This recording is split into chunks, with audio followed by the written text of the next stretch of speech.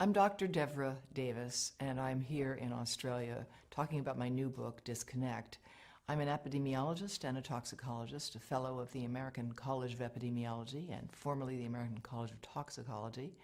I worked in the Clinton administration. I was the founding director of the Board on Environmental Studies and Toxicology at the U.S. National Academy of Sciences, and that was the group that did the study recommending the ban on smoking on airplanes quite some time ago.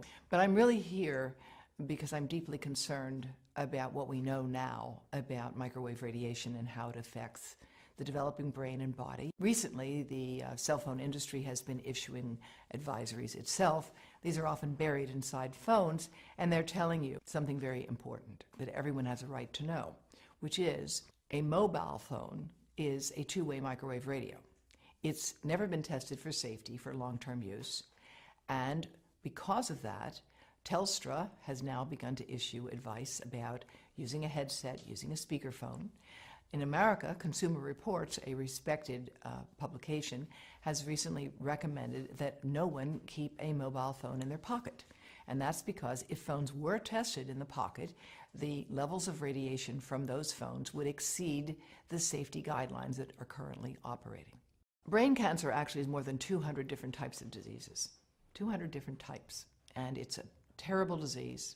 Most people don't survive it. Their lives are shortened by it. What we know about it is that ionizing radiation causes it. And we know that from studies of people who got heavy doses of X-rays for treatment for something and then went on to develop brain cancer 30, 40, or 50 years later. Studies have been done that have looked at what happens to neural stem cells, baby stem cells, brain cells, when you expose them to mobile phone radiation.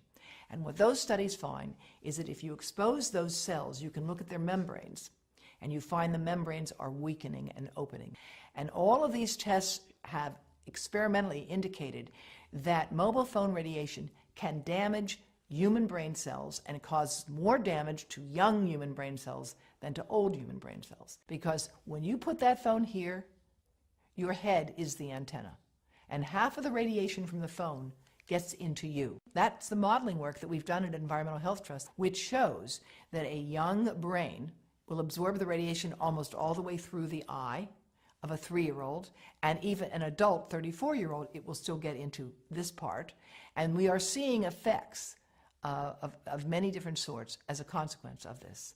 Those who are on the front line of dealing with young children are deeply concerned about this at a professional level in the United States and around the world. In Israel, as well as France, as well as Belgium and Taiwan, there's an active government program to discourage the use of mobile devices by young children. There's a growing literature showing that prenatal exposure to mobile phone radiation causes serious defects in the offspring. Smaller brains, more brain damage, smaller livers, more liver damage, damage to skin cells as well. There are good reasons for concern about the long-term and short-term effects of mobile phone radiation, particularly on children, but especially on sperm. Now, the sperm studies have been developed in more than 7 different countries, and what they find is that the sperm that are exposed to current levels of mobile phone radiation die 3 times faster and have 3 times more damage on their DNA, indicating that mobile phone radiation is damaging to human sperm. More than 100 scientists have joined with me and with the chief of obstetrics and gynecology at Yale University Medical School. We have put together the Baby Safe Project, and they are handing out information to every pregnant woman that walks into Yale New Haven Medical Center, $4,500 a year, telling them how and why they need to avoid exposing the pregnant abdomen to mobile phone radiation. The breast cancer story in mobile phones is complex, as breast cancer is a complicated disease. Most of the women who get breast cancer are age 50 and older. However, growing numbers of young women are developing this disease who don't have any of the inherited risk factors for it at all, who have no family history of it, but they have one thing in common. They have all stored a mobile phone right in their bra. And in several cases, the tumors have developed right under the antenna of the phones. No phones are tested for little kids, for babies playing in their bouncy chair, for toddlers sitting in front of an iPad on an iPotty, for pregnant women holding these things over their bodies. There are no tests of radiation absorption.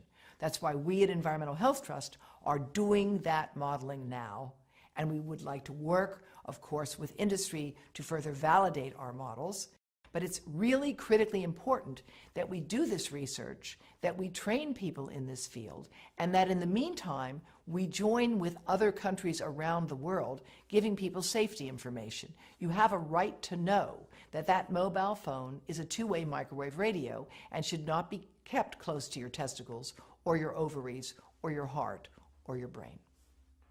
And where we are with this issue today is where we were with cars and seatbelts.